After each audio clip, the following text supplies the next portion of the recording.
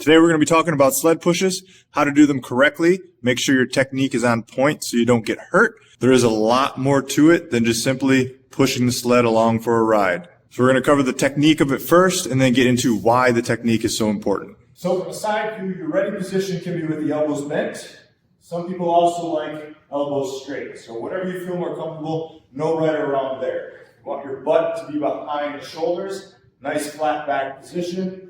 And we're going to get to a ready stance here. Now when I push off the back leg, you should see my knee and my heel move forward.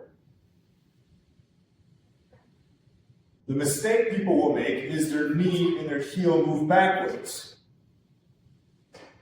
So if you're trying to move forward, your knee and your heel should both be lifting and moving forward.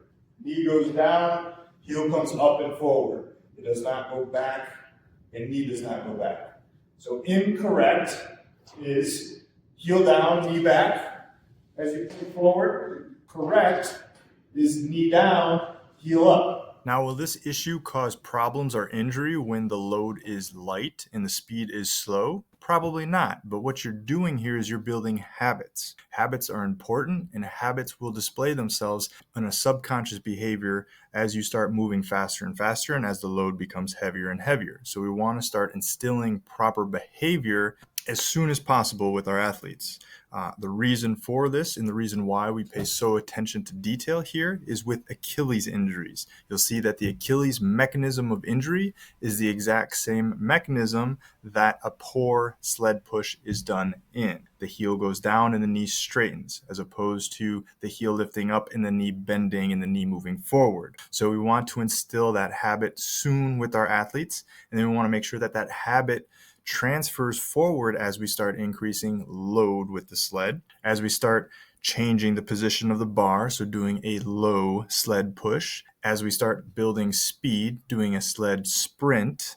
We should still see the same concept. When you're sprinting, that heel should be lifting up as you're traveling forward over top of the body, and the knee is moving forward. The knee does not go backwards at any moment in time during sprinting when the foot is on the ground. As you leave the ground, the knee will start to extend, but when the foot is on the ground, the heel is lifting up and the knee is moving forward. And then as we keep advancing the exercise, moving into a bound or a jump where you're trying to jump from one leg to the other as far and as fast as you can with a sled, we want to still see the same concepts hold true. If at any point in time you start regressing and you see the poor behavior start to come into play, then we need to back off the intensity, whether that's the load, whether that's the position that you are pushing the sled in, or whether that's the speed if you're sprinting or bounding. We have to perform the technique correctly so we don't program poor behavior, so that when you go out in the field of play, you put yourself at the least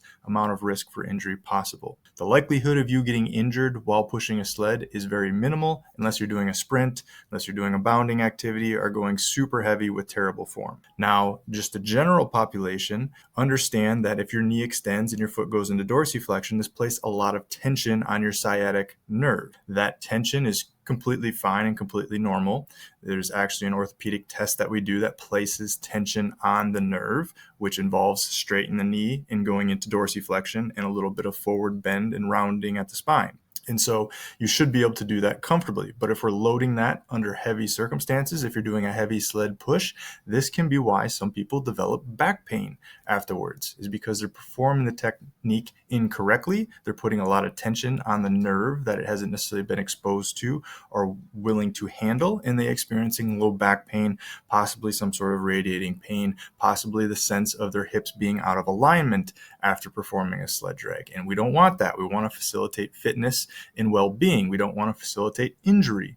So we need to coach this exercise up correctly. Now, the only circumstance where I might change my opinion on this matter is someone who is just extremely deconditioned and not of high coordination. In some instances, it's just better to get the person moving, getting the person to be doing some sort of activity just to help their overall health and fitness, because they are so deconditioned that we need to start having them do something. And being so worried about the technique sometimes becomes a barrier to them just becoming active. So in that circumstance, we might let a little bit of this technique slide but the weight should be pretty low because this person, again, is deconditioned at the moment in time that you're doing it. So again, the risk is minimal. As we start getting heavier, we want to start optimizing that technique over time. Now, the last circumstance that someone might push the sled a little bit differently, this goes a little bit more into the towing out aspect of things. So if someone has a bunion and just can't get onto the ball of their foot, they may have to do this with more of a flat foot. If you lack hip internal rotation, that's another reason why you might be towing out with your foot. And that toe out position may not change immediately, because if you have the person straighten their feet right out, you'll see a whole bunch of other substitutions happen. And we don't necessarily want that either. So if someone lacks hip internal rotation, we got to gradually work their feet in towards midline.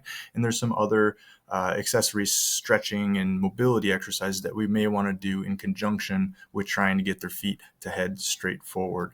The way I cue that for somebody is just think middle toe pointing straight ahead. Your feet should be underneath the front hip pocket. And if you look at it from a front view as the sled is coming back, you'll notice that the head sort of shifts side to side over top whichever foot is applying pressure into the ground. That's why somebody will shift their head. You'll see this in sprinters. You'll see this in someone running, that their head is over top of their foot because they're putting pressure down through that leg. Right side of the body, left side of the body, moving back and forth as they alternate legs as they run, walk, sprint, jump forward, bound forward. The same thing's going to happen with the sled. So there's going to be a little bit of side to side action that's going to happen with the upper body. It's perfectly fine, perfectly normal. You don't need to be a rigid robot when you're doing sled pushes.